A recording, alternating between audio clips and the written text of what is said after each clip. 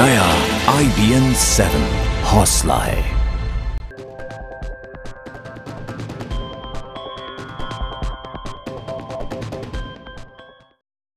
और आज की सबसे बड़ी और चौंकाने वाली खबर, अंडरवर्ल्ड डॉन दाऊद इब्राहिम 1993 में मुंबई धमाकों के 15 महीने बाद ही खुद सरेंडर करना चाहता था। वो सरेंडर करने के लिए उस वक्त के सीबीआई डीआईजी और दिल्ली के पूर्व कमिश्नर नीरज कुमार से 3 बार बातचीत भी कर चुका था, लेकिन सीबीआई ने उनकी अपील ठुकरा दी क्योंकि कुमार के बड़े अफसरों ने बातचीत को बीच में ही रुकवा दिया था।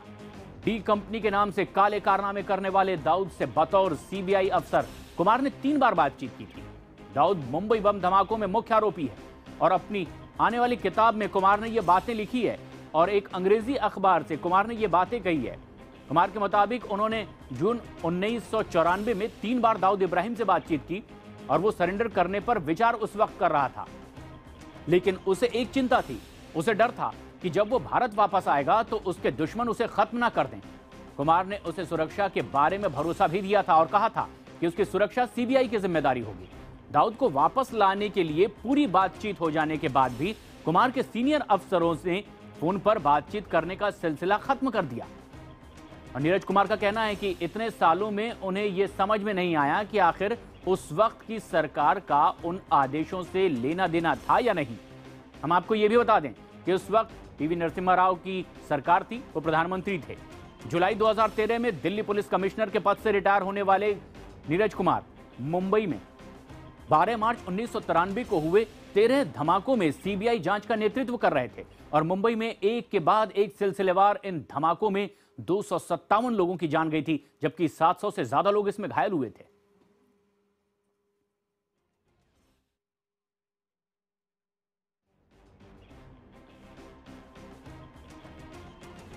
लेकिन कुछ सवाल खड़े कर रहे हैं हम कि आखिर इतने सालों बाद इस तरह की बात क्यों। IBN 7 की यह सवाल कि आखिर सरकार क्या नहीं चाहती थी कि दाऊद भारत आए? आखिर किसने तोड़ दी ये बातचीत? किसके इशारे पर नीरज कुमार को रोका गया? क्या कांग्रेस सरकार नहीं चाहती थी सरेंडर? क्या तत्कालीन प्रधानमंत्री नरसिम्हा राव की जानकारी में दाऊद को रोका गया है? आखिर 22 साल बाद नीरज कुमार क्यों बोले? क्या यह खिताब बेचने की पब्लिसिटी स्टंट है? ये तमाम वो सवाल हैं जो अब खड़े हो रहे हैं क्योंकि 22 साल बाद एक राज फाश किया है नीरज कुमार ने। आलोक वर्मा हमारे सहयोगी इस वक्त फोनलाइन पर मौजूद हैं ज्यादा जानकारी के साथ। आलोक, बड़े सवाल तो ये कि आखिर जो बात नीरज कुमार कह रहे हैं वो 22 साल बाद क्यों? बिल्कुल सही कह रहे हैं आप प्रशांत, क्योंकि नीरज कुमार के बारे में जो उनका कैरियर है या जो उनका कैरियरिस्टिक नेचर रहा है उसके बारे में जितने लोग जानते हैं उनके मुताबिक नीरज कुमार की हालत कभी ऐसी नहीं रही, वो इतने कमजोर कभी नहीं रहे हैं कि वो अपने सीनियर अधिकारियों के खिलाफ न जाएं या खिलाफ न बोलें या उनसे जो सीनियर हैं उनके ऊपर जो सीनियर हैं उनसे अपनी बात ना कह सकते हैं। सवाल जब दाऊद का था तो आखिर 22 साल तक नीरज कुमार क्यों चुप रहे, और जब हाल ही में जब वो दिल्ली पुलिस के कमिश्नर थे तब उन्होंने जब IPL मैच फिक्सिंग का खुलासा किया था उसमें भी दाऊद की आवाज उन्होंने सुनी थी और रिकॉर्ड किया था, तब भी नीरज कुमार ने प्रेस कॉन्फ्रेंस की, लेकिन नीरज कुमार ने प्रेस कॉन्फ्रेंस में अपनी ये बातें नहीं कही। और आज जब रिटायर होने के करीब 2 साल होने जा रहे हैं, 31 जुलाई को 2 साल हो जाएंगे, उस समय जब एक डायलॉग टू द डॉन एक किताब लिख रहे हैं और जब इनको BCCI के एंटी करप्शन सेल में अपॉइंटमेंट की प्रक्रिया चल रही है, वैसे समय में ऐसी बात कहने का क्या मतलब हो सकता है? बिल्कुल, तो क्या आलोक ये समझा जाए कि जो उनकी आने वाली किताब है उसके लिए ये एक पब्लिसिटी स्टंट है? बिल्कुल साफ तौर पे प्रशांत, जो आज दिख रहा है, इस समय जो दिख रहा है वो तो यही दर्शाता है कि आने वाली जो किताब है उसकी पब्लिसिटी और उसकी सेल के लिए पब्लिसिटी स्टंट हो सकता है।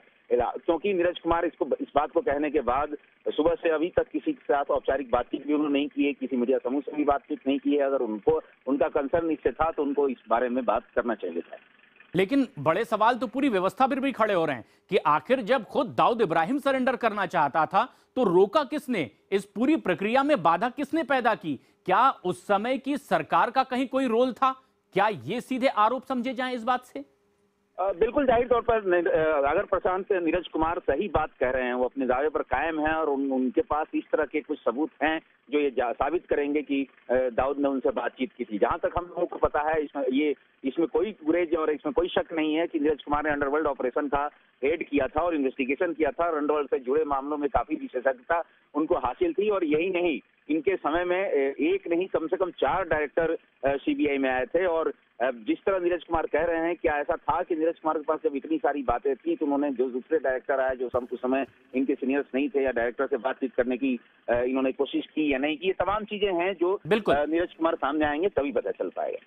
देखना यह है कि कब सामने आते हैं और आखिर इसके आगे के खुलासे वो कैसे करते हैं। शुक्रिया फिलहाल आपका इस पूरी जानकारी के लिए। लेकिन एक और खास बात जो इस पूरे प्रकरण से जुड़ी हुई है कि देश के जाने माने वकील राम जेठमलानी भी कह चुके हैं कि मुंबई बम धमाके के बाद भारत का मोस्ट वांटेड उन्हें फोन कर रहा था और वो सरेंडर करना चाहता था। जेठमलानी ने कहा था कि दाऊद खुद सरेंडर करने की इच्छा रखता था, लेकिन एक बात की वो गारंटी चाहता था कि मुंबई पुलिस उसे टॉर्चर नहीं करेगी और उसे हाउस अरेस्ट नहीं रखा जाएगा। हालांकि सरेंडर की उसकी शर्तों पर सरकार तैयार नहीं हुई।